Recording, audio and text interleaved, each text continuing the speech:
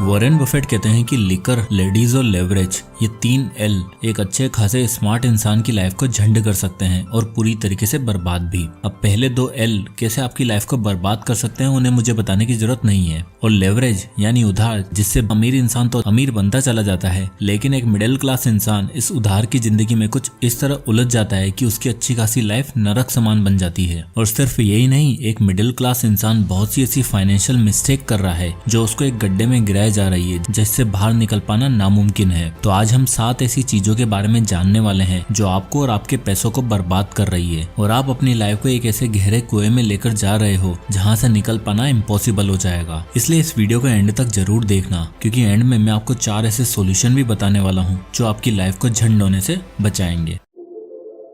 Mistake number 1, brand name. एक report के according India most brand conscious countries की list में आने लग गई है। मतलब यहाँ लोगों को लगने लगा है कि ब्रांडेड प्रोडक्ट और ब्रांडेड आइटम कैरी करने से हम रिच और सक्सेसफुल नजर आएंगे। मैंने हाल ही में ऐसे लोगों को देखा है जो बढ़िया सा ब्रांड का सूट पहनकर, हाथ में 1.5 लाख का फोन लेकर, महंगी घड़ी पहनकर एक ऐसी जॉब पर जा रहे हैं जिसका एनुअल पैकेज 3.5 लाख का है। बताओ क्या वो रिच है क्या? नहीं। और क्या आपने कभी Ratan Tata sir, Warren Buffett को कभी फैंसी कपड़ों में पहने हुए देखा है क्या? कभी नहीं देखा होगा। जबकि एक मिडिल क्लास इंसान इसका बिल्कुल उल्टा करता है। ब्रांड के पीछे भागेंगे भले ही जेब में फूटी कोड़ी ना हो। वेल्थ बनाने से पहले वेल्थी दिखना चाहते हैं और वेल्थी दिखने के लिए इन्हें सबसे इम्पोर्टेंट चीज लगती है घर होगा तो लोग अमीर समझेंगे और इसी चक्कर में कर बैठते हैं दूसरी गलती। Mistake number 2, buying a house. अब क्या है ना, रिच और पुअर में घर को लेकर बड़ा अलग नजरिया होता है। एक रिच माइंडसेट वाला इंसान कभी भी अपने करियर की शुरुआत में घर नहीं खरीदता, बल्कि वो पहले रेंट पर रहता है और अपने लिए अच्छा खासा अमाउंट सेव करता है, जिससे फ्यूचर में उसको घर खरीदने में ज्यादा लोन का सहारा ना लेना पड़े। वहीं हमारा मिडिल क्लास बंधु,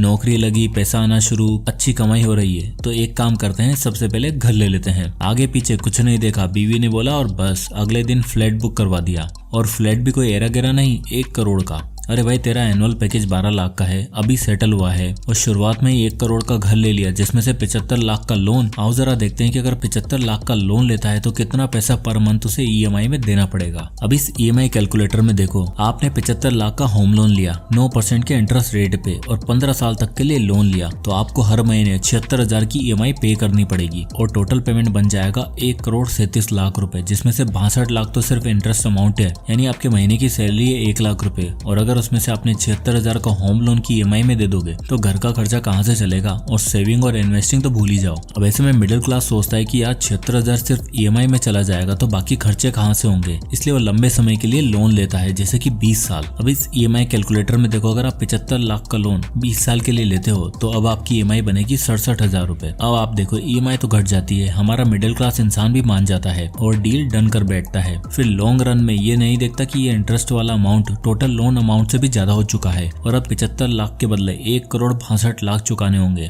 और अगर इसी बीच गलती से कुछ भी ऊपर नीचे हुआ तो सबसे पहले घर ही जाएगा हाथ से। और यही रिच माइंडसेट वाले लोग स्मार्टली प्ले करते हैं, वो कभी घर के लिए इतने बड़े अमाउंट का लोन नहीं लेते हैं, वो छोटे लोन की EMI भी जल्दी पे कर देते हैं। अब आती है मिस्टेक नंबर 3, बाइंग ए ब्रांड न्यू कार। चलो घर तो फिर भी ठीक है, एक बड़ा खर्चा हो गया। जो चीज एक मिडिल क्लास इंसान को सबसे ज्यादा अट्रैक्ट करती है वो है ड्रीम कार। दोस्तों, क्या आप सब जानते हैं वॉरेन बफेट को अपना पहला मिलियन कमाने में 30 साल लग गए और पहला बिलियन कमाने में 50 साल। अमेजिंग फैक्ट तो यह है कि उन 50 सालों में वॉरेन बफेट एक सेकंड हैंड कार चलाते थे, वो भी खुद ड्राइव करते थे और फोन के नाम पर उनके पास एक कीपैड वाला फ्लिप फोन था। पर आज की डेट में मिलियन, अरे भाई किसी की 50,000 रुपए महीना नौकरी लग जाए तो अपने आप को राजा समझने लगता है कि बस अब ऑफिस जाएंगे तो अपनी गाड़ी से। आओ आपको एक ऐसे मनुष्य का एग्जांपल देता हूँ। इनसे मिलते हैं मिस्टर दुग्गल। अब इन्हें भी नई नई गाड़ी का शौक चढ़ा था और गाड़ी कोई ऐसी वैसी नहीं बल्कि महंगी वाली 10 लाख की। अब भाई इन्हें लगा महीने का 50,000 कमा रहा हूँ तो 10 लाख की कार तो डिजर्व करता ही हूँ, तो उन्होंने 10 लाख की कार एक EMI पर ले ली। अब आप यहाँ देख सकते हो कि मिस्टर दुग्गल ने 10 लाख का कार लोन लिया है 8.5% के रेट ऑफ इंटरेस्ट पे और EMI बनवाई 5 साल की, तो उन्हें मंथली 20,571 रुपए की EMI देनी पड़ेगी। यानी 20,000 रुपए हर महीने एक चीज के लिए जा रहा है जिसकी वैल्यू बढ़ने की जगह घट रही है। प्लस में फ्यूल, मेंटेनेंस और सर्विस मिला के 30,000 रुपए सिर्फ गाड़ी में लग जाते हैं। अब सोचो यही 30,000 रुपए अगर दुग्गल साहब ने इंडेक्स फंड में इन्वेस्ट किया होता,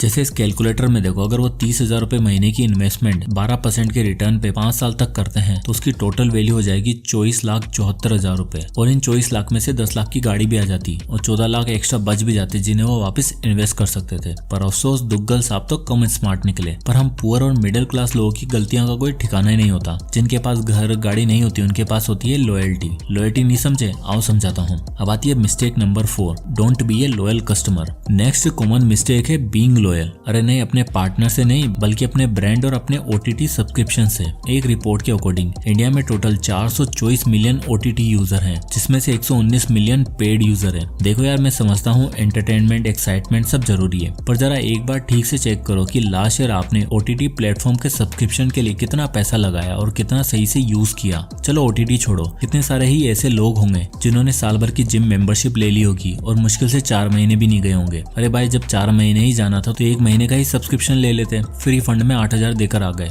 नेटफ्लिक्स का मंथली सब्सक्रिप्शन लेंगे पर भले ही उस पर एक भी शो ना देखें, पर लॉयल्टी पूरी निभाएंगे। और फिर क्या होता है, कुछ सब्सक्रिप्शन मॉडल तो ऐसे होते हैं जिन्हें आप कैंसिल करने के लिए जाओगे तो आपको ढूंढने पर भी कैंसिल का बटन नहीं मिलेगा और आप थक हार कर सोचोगे कि छोड़ो यार बाद में देखेंगे। और कहीं ना कहीं ये सोचकर हम रुक जाते हैं कि यार बस 100-200 रुपए की बात तो है, क्या ही कैंसिल करना। पर आप देखो, क्या उससे आपको कोई वैल्यू मिल रही है? रिच माइंडसेट वाला इंसान ऐसे अननेसेसरी खर्चे तुरंत कट आउट कर देता है, बजटिंग करता है, देखता है उसका पैसा कहाँ पर वेस्ट हो रहा है, भले ही 100 हो या फिर 50। क्योंकि एक आदमी आज जो 100-50 नहीं मैनेज कर पा रहा, वो फ्यूचर में लाखों और करोड़ों रुपए क्या ही मैनेज करेगा। पर नहीं, हमें पैसा नहीं बचाना, हमें तो अमीर दिखना है, सारी फैसिलिटीज चाहिए, और इसी चक्कर में हम करते हैं अगली गलती। Mistake number 5, impulse buying. Impulse buying का मतलब है जब आप बिना किसी प्लानिंग के कोई सामान परचेस कर लेते हो और अनवांटेड खर्चा कर बैठते हो। और मिडिल क्लास और पुअर मेंटेलिटी वाले लोगों में अक्सर ये चीज पाई जाती है। इसका सबसे बड़ा रीजन है हम लोगों की डिजायर्स और इमीडिएट ग्रेटिफिकेशन। दरअसल हमें जल्द से जल्द सोसाइटी का वैलिडेशन चाहिए, जो सामने वाला कर रहा है या खरीद रहा है वो हमें भी चाहिए, वरना हमें फोमो होने लगता है। और इसका पूरा फायदा उठाती है मार्केटिंग और एडवर्टाइजिंग कंपनियां। वो जानबूझकर आपको ऐसी डील्स और ऐसे डिस्काउंट ऑफर करते हैं जिससे आप न चाहते हुए भी हर वो चीज खरीदते हो। इससे मिलिए, ये है सीमा। इसने रिसेंटली अभी एक पपी अडॉप्ट किया, लेब्राडोर, जो 55,000 का था। और साथ में कंपनी वालों ने सीमा को बताया कि इसके साथ आपको एक हॉट वाटर टब भी मिलेगा जो कि 15,000 रुपए का है। पर अगर आप कंबाइंड डील ले लेते हो तो आपको सिर्फ 62,000 रुपए ही पे करने होंगे। सीमा ने सोचा 70,000 के बदले 62,000 में डील मिल रही है तो ले लेती हूँ। अब वो डॉग को घर तो ले आई, लेकिन उस टब को रखने की उसके पास कोई जगह नहीं मिली। जैसे तैसे जगह बनाई, बट वो टब कभी यूज में नहीं आया।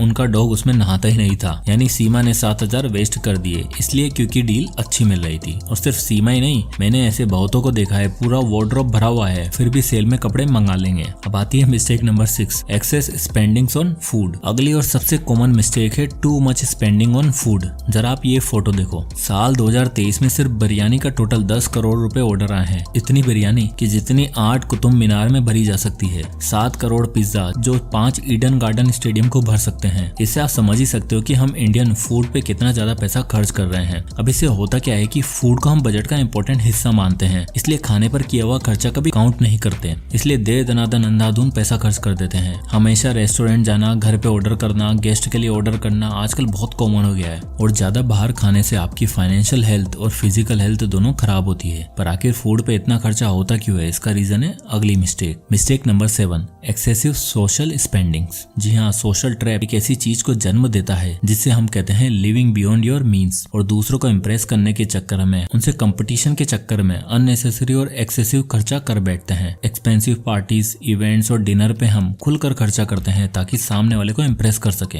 देखो यार, ये सब एट द मोमेंट तो आप बहुत अच्छा लगता है, पर इसका तमाचा तब आपके ऊपर पड़ता है जब आप अपनी सेविंग्स को देखते हो। और तो और सोसाइटी को दिखाने में, अपने पार्टनर को इम्प्रेस करने में इतना खर्चा कर देते हैं कि बाद में खुद ही स्ट्रेस में आ जाते हैं, क्योंकि अब आपने उनके मन में अपनी एक इमेज बना ली है, तो उससे नीचे कुछ भी नहीं चलेगा। और यही रीजन है कि वो बंदा बार बार इसी गलती को दोहराता है। भाई देखो, खर्चा औकात के हिसाब से करो। इन जगहों पर खर्चा करने से अच्छा वेल्थ बिल्डिंग पर ध्यान दो और कुछ सस्टेनेबल बनाओ, क्योंकि एक टाइम के बाद सब छोड़ जाएंगे, लेकिन आपकी बनाई हुई वेल्थ हमेशा आपके साथ रहेगी। चलो, ये तो हुई गलतियां, बता भी दी, आईना भी दिखा दिया, एंड आई एम श्योर कि 7 में से 3 या 4 मिस्टेक्स तो आप करंटली कर ही रहे होंगे। पर क्या इससे बचने का कोई सोल्यूशन नहीं है? क्या हम बने ही इन गलतियों को करने के लिए हैं? So the answer is no. अब जब प्रॉब्लम है तो सोल्यूशन भी होंगे। तो आता है solution number 1, avoid debt accumulation. देखो यार, एक छोटा सा छोटा इंसान भी तब रिच बन सकता है जब उसके सर पर कोई कर्जा ना हो। इसलिए जितना ज्यादा हो सके आपको डेट अवॉइड करना है। हम सोचते तो हैं कि क्रेडिट कार्ड से, EMI से हमारा काम आसान हो जाएगा, पर असल में ये हमारी फाइनेंशियल फेलियर का सबसे बड़ा कारण बन जाता है। आप देख ही सकते हो, इंडिया में इस समय 14.9 ट्रिलियन का कंज्यूमर लोन है। यानी हम लोग बिना कुछ सोचे समझे लोन का यूज कर रहे हैं, जो हमारे लिए आगे चलकर बहुत बड़ी प्रॉब्लम साबित हो सकता है। इसलिए जितना हो सके डेट का यूज कम करो। हाई इंटरेस्ट रेट के डेट को अवॉइड करो।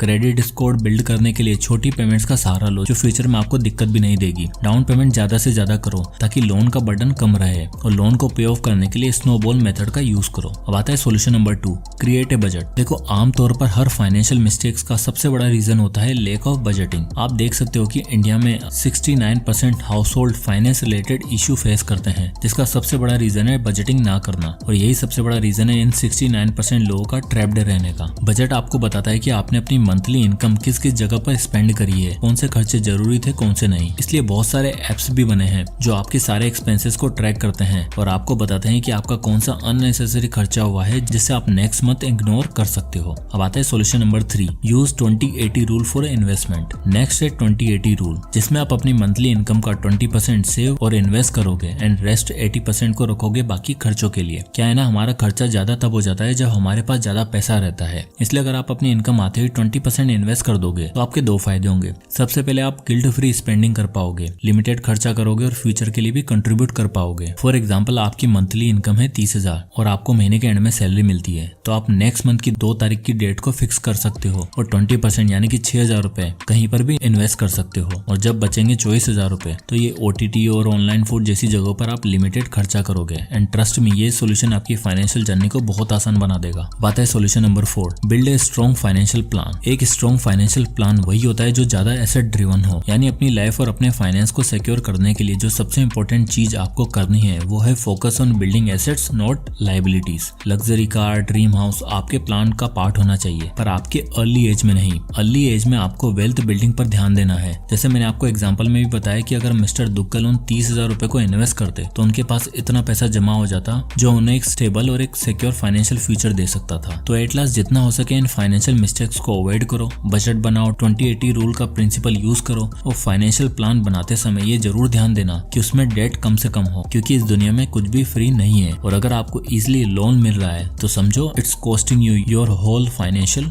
फ्यूचर। तो आई होप कि इस वीडियो से आपको कुछ वैल्यू मिली होगी। वीडियो पसंद आया हो तो लाइक करें और ज्यादा से लोगों तक शेयर करें और इसी तरह के वीडियोस के लिए चैनल को सब्सक्राइब करना ना भूलें। तो मिलते हैं नेक्स्ट वीडियो में, तब तक के लिए जय हिंद।